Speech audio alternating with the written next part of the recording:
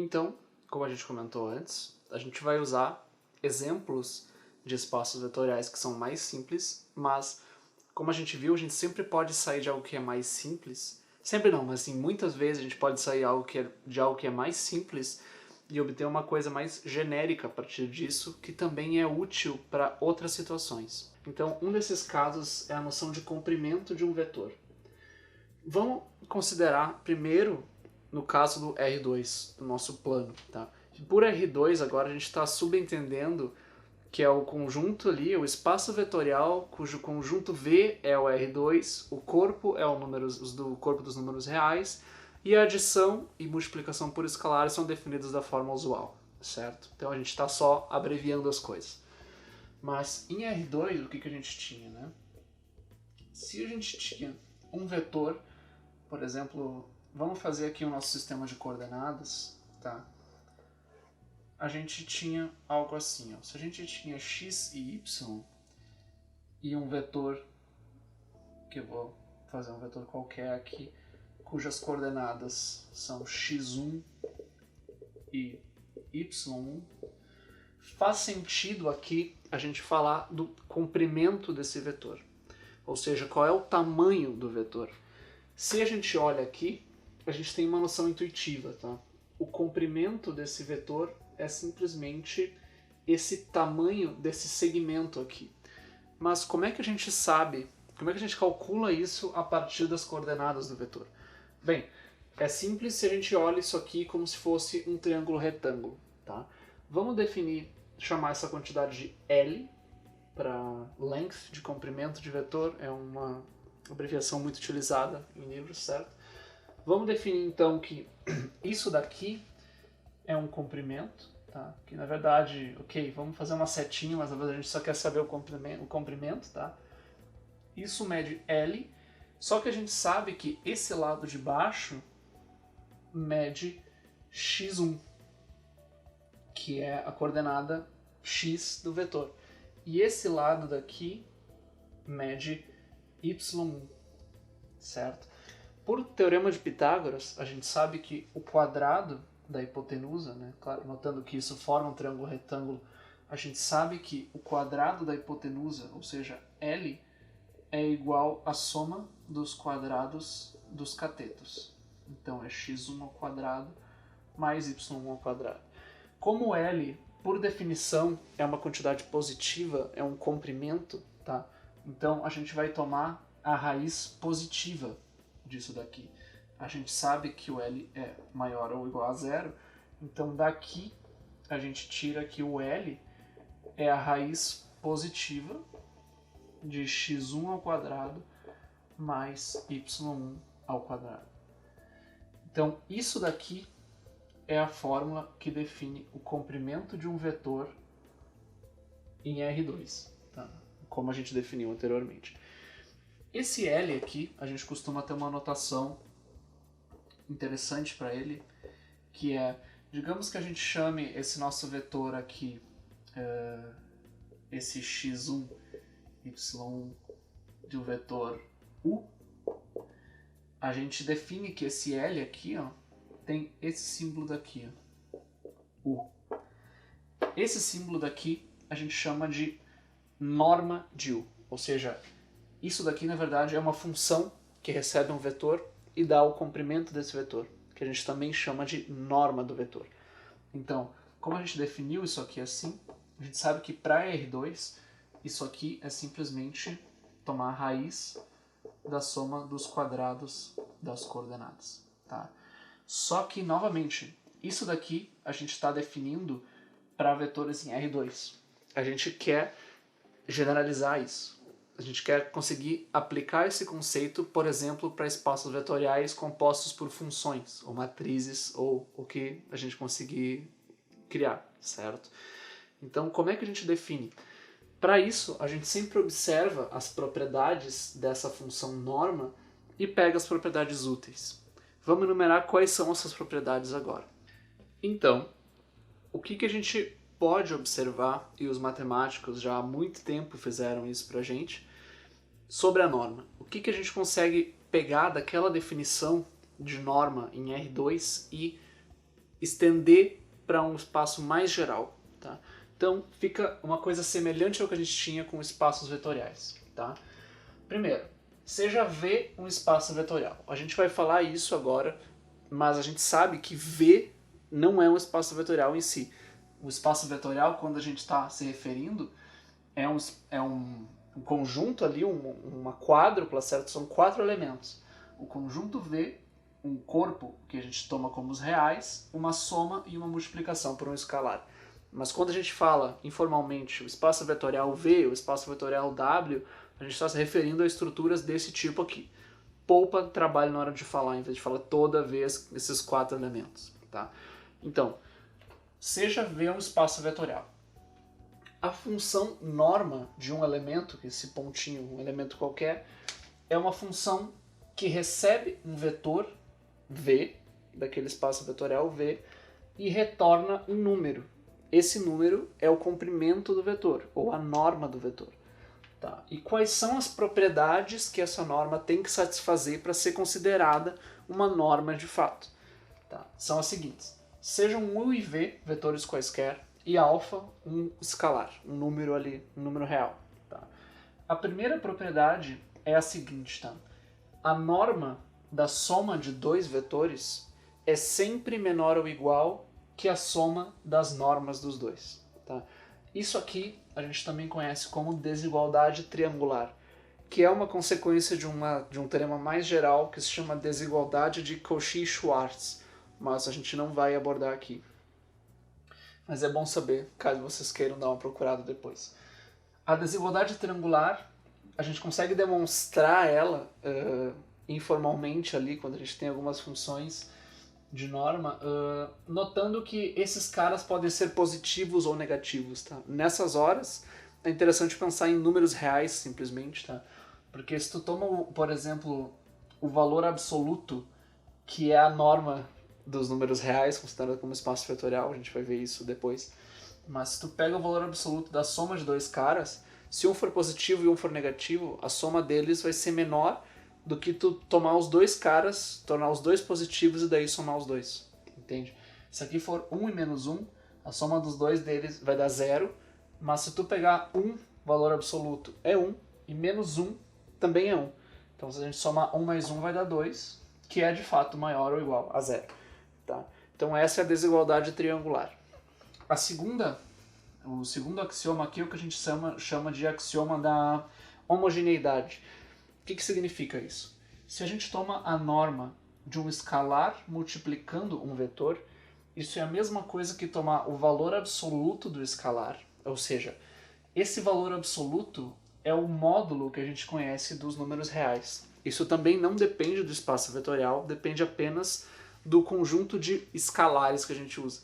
Nesse caso, é o conjunto dos números reais. Se fosse no conjunto dos complexos, seria o valor absoluto dos números complexos, que é levemente diferente dos números reais, certo? Mas, então, a norma de um escalar vezes um vetor é o valor absoluto do escalar vezes a norma do vetor. Esse é o axioma de homogeneidade. E por último, a gente tem que, se a norma de um vetor é zero, ou seja, se o comprimento de um vetor V ali é zero, então obrigatoriamente aquele vetor tem que ser o vetor nulo, certo? Então isso faz algum sentido, né? Porque qualquer flecha, por exemplo, em R2, que não seja um ponto na origem, vai ter algum comprimento. Então, se o comprimento é zero, isso obriga que o vetor seja o vetor zero, ou seja, o vetor que é só o ponto na origem, tá? Mas isso aqui é a nossa última condição para a norma. Então, isso daqui se verifica facilmente para R2, certo? Só olhando rapidamente, né? Se a gente tem dois vetores, o que acontece? Se a gente toma um vetor vertical e outro vetor horizontal, a soma dos dois vai ser esse vetor aqui, tá? Agora, a desigualdade triangular é clara aqui, porque a soma dos dois, tá? Isso daqui, se eles tiverem o mesmo tamanho, tá? Imaginem que isso aqui é um retângulo, tá? Essa diagonal aqui do meio vai ser com certeza menor do que tu somar esse vetor com somar o comprimento desse vetor com o comprimento desse vetor aqui. Como é que isso ficaria? Vamos ver geometricamente, tá? Se a gente tem um quadrado, tá, de comprimento de lado 1, por exemplo, a gente sabe que essa diagonal mede raiz de 2, tá? Que é 1.4, 1 alguma coisa. O que isso aqui está dizendo, né? Que o comprimento da soma dos dois, ou seja, raiz de 2, né, é menor ou igual que a soma dos comprimentos dos outros dois. Então é 1 mais 1 daqui. Isso daqui é 2. E essa desigualdade vale, é claro. E isso daqui é de onde vem o nome dessa desigualdade, porque aqui a gente tem um triângulo. Tá? Então por isso que a gente chama de desigualdade triangular. Ela diz informalmente que a hipotenusa de um triângulo retângulo é sempre menor do que se eu pegar a soma dos comprimentos dos outros dois catetos. Tá? Essa é o que diz essa propriedade daqui. Então a norma em R2 respeita isso, mas a gente está estendendo esse conceito para possivelmente outros espaços vetoriais. Tá? Isso aqui é claro também, porque se a gente está em R2 e tem um vetor multiplicado por, digamos, 2, tá? O comprimento de duas vezes o vetor, esse cara daqui, é igual a tu pegar o comprimento desse cara pequenininho, que é isso daqui, e multiplicar por 2, que é simplesmente fazer esse esticamento. Tá? Então isso aqui vale, e o caso do vetor 0 é o seguinte, né? Se a gente tem algo que não tem comprimento, ou seja, só um ponto, isso obriga que esse vetor aqui seja o vetor nulo, tá? O vetor cujas componentes são 0 e 0. E é claro pela definição, porque lembre, né? Se a gente tinha um vetor u, a nossa definição naquele espaço era que isso aqui era a primeira componente ao quadrado mais a segunda componente ao quadrado, né? Isso daqui são sempre números positivos. Então se qualquer um deles não for zero, esse número daqui de dentro vai ser maior do que zero e a raiz também vai ser maior do que zero. Então não tem como dar zero exatamente. A única forma disso aqui ser zero é que aquele vetor ali seja o vetor 0, 0. Tá? Só que o que é interessante, essa definição, com esses três axiomas e essa função aqui, pode ser definida, essa função pode ser definida para outros espaços vetoriais, como por exemplo o espaço das funções contínuas que a gente viu antes. Agora, como que a gente define essa norma? É bem diferente dessa norma daqui, mas vamos ver como é que ela se comporta. Então, vamos agora considerar o espaço vetorial definido pelas funções contínuas no intervalo AB fechado, tá? Onde A é diferente de B para não ser um polo só, certo? Mas, de novo, tá? V não é só esse conjunto, tá? Isso é uma forma informal de se referir ao espaço vetorial. Quando a gente fala isso, a gente está dizendo que V é o conjunto dos elementos, mas ainda tem um corpo dos reais, mais duas funções, multiplicação por um escalar e a soma entre dois vetores, tá? Mas, de forma abreviada, esse é o nosso espaço vetorial. Como a gente define uma norma aqui? Na verdade, é uma coisa um pouco engraçada de olhar aqui, mas vamos ver uma função aqui e ver como é que ela se comporta, tá? Então, só para dar nomes aos bois aqui, vamos considerar que nossa função f, uma função contínua f no intervalo AB, e vamos definir, então, que a norma de f então, é definida pela raiz quadrada, agora, da integral de A até B, da f elevado ao quadrado de t dt. Bom, isso aqui em raiz quadrada. Essa daqui é a nossa definição de norma. Mas e aí, será que faz sentido falar disso? Faz, porque a gente consegue provar, não é tão simples quanto para R2, mas dá para provar, que essa função daqui satisfaz exatamente aquelas condições que a gente tinha para a definição de uma norma. Ou seja, se eu tomo com essa norma daqui a norma da soma de duas funções, tá? Isso daqui, tá, por definição, certo, é igual a raiz da integral de a até b do quadrado, daqui vai ser f, posso colocar f de t, g de t, ao quadrado dt. Isso daqui vai ser sempre menor ou igual que a soma das normas, tá? As normas aqui. Isso aqui é o que? Só para tentar não ficar muito apertado aqui, mas é a integral de a até b da f ao quadrado de t dt mais a raiz quadrada da integral de a até b de g ao quadrado de t dt. A gente consegue provar isso daqui, tá? Intuitivamente é tranquilo de notar isso pelo seguinte, né? Olhem que nesse quadrado daqui a gente vai ter f ao quadrado mais g ao quadrado mais 2f vezes g integrado entre a e b, tá? Aquele termo 2f e g, ele pode ser um termo negativo, certo? Porque se a nossa função f e a função g, se elas têm sinais opostos num certo intervalinho, aquele 2fg vai ser negativo. Então, somar 2fg aqui dentro diminui o valor em relação a só f ao quadrado mais g ao quadrado. Tá? Então, informalmente, aquele termo cruzado vai ser sempre ou tão positivo quanto seria se as duas fossem positivas, ou negativo se elas têm sinais diferentes. Então, isso daqui vai ser sempre menor ou igual que essa quantidade daqui. Tá? Então, a gente consegue provar a desigualdade triangular para essa definição de norma aqui. A homogeneidade é tranquila. Por quê? Porque se a gente tem, por exemplo, a norma de um escalar vezes a f, o que acontece? Né? Por definição, a gente tem que isso é a raiz, a integral de a até b, de alfa vezes f ao quadrado dt. Obviamente isso aqui depende de t. Mas isso é uma multiplicação normal, né? Então isso aqui é basicamente aqui a raiz na integral de a até b de alfa ao quadrado mais f ao quadrado dt. Esse alfa é uma constante, então ele pode sair da integral. Só que daí vai ficar a raiz de alfa ao quadrado.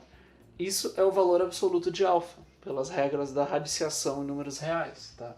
Então isso aqui vai ser simplesmente o valor absoluto de alfa multiplicado pela raiz da integral de a até b de f ao quadrado dt. E isso daqui é exatamente a norma da função f. Tá? Então isso daqui é isso daqui.